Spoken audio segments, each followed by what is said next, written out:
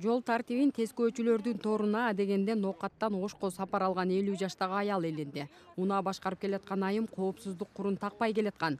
Мындай тартип бузгандыгы үчүн патрулдук милиция аялга акчалай жаза салыш керек болчу. Бирок андай болгон жок. Тескерисинче айдоочу айымга гүл жана куттуктоо баракчасы тапшырылды.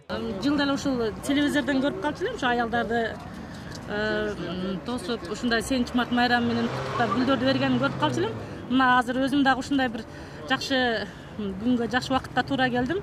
Облустук патрулдук милициянын кызматкерлери майрамга күн мурунтан даярдык көрүшкөн. Ишемби күнү таңга жуук Ноокат, Кара Суу райондоруна тиешелүү аймактарда турушуп, жол тартибин көзөмөлдөштү.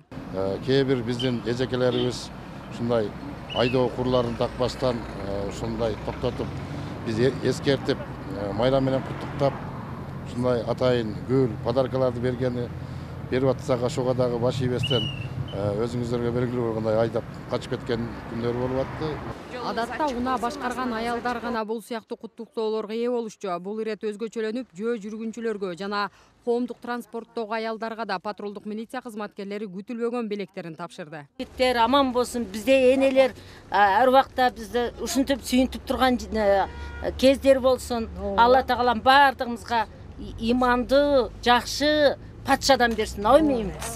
1 саатка созулган рейдтин алкагында жалпы 50гө жакын кыз келиндер жол эрежесин бузгандыгы үчүн токтотулса, алардын басымдуу бөлүгү коопсуздук курун такпагандыктан эскертүүлөрдү алышты.